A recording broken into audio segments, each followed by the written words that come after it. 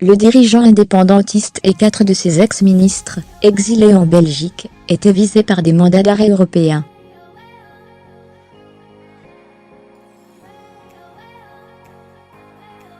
La justice espagnole les a retirés, mardi, tout en maintenant le mandat d'arrêt espagnol, qui prévoit leur arrestation, leur retour en Espagne.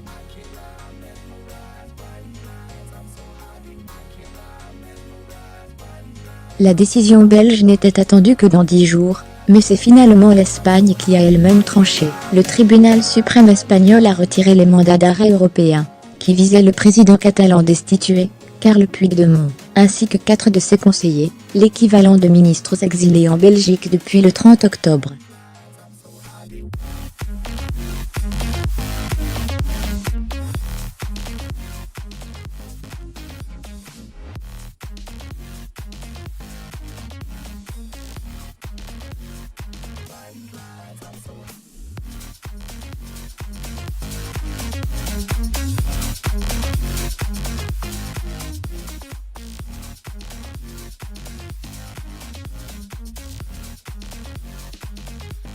Dans son ordonnance, le juge espagnol relève que depuis l'émission des mandats d'arrêt européens, Carles Puigdemont et les 4 ex-ministres ont manifesté l'intention de retourner en Espagne pour y exercer des mandats électoraux en se portant candidat aux élections régionales.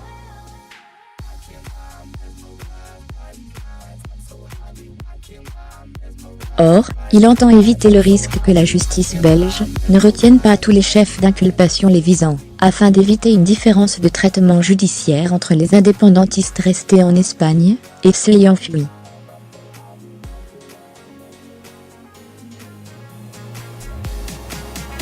Pourquoi cette inquiétude ? Parce que Carles Puigdemont et ses 4 ministres avaient justement assisté, lundi, à une audience à Bruxelles consacrée à la validité de ces mandats.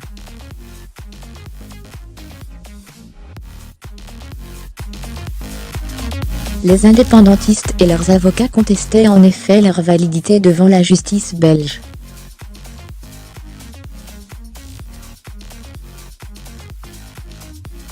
L'Espagne entend les juger, entre autres, pour rébellion et sédition, pour avoir maintenu le référendum déclaré illégal du 1er octobre.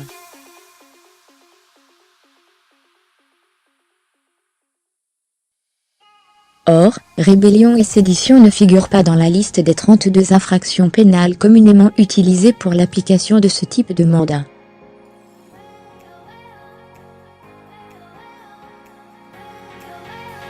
Elles auraient donc pu ne pas être retenues. La procédure de mandat d'arrêt européen a été créée par l'Union européenne en 2002 pour faciliter l'extradition de suspects entre pays membres de l'Union en évitant l'échelon politique, à la différence d'une extradition.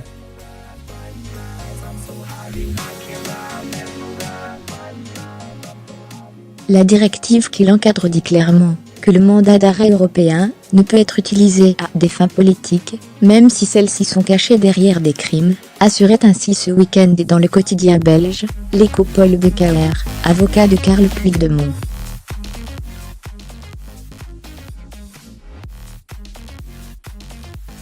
Les avocats des Catalans à Bruxelles avaient annoncé qu'ils épuiseraient toutes les voies de recours pour permettre aux indépendantistes de rester en Belgique, au moins au-delà du 21 décembre, date des élections régionales organisées en Catalogne.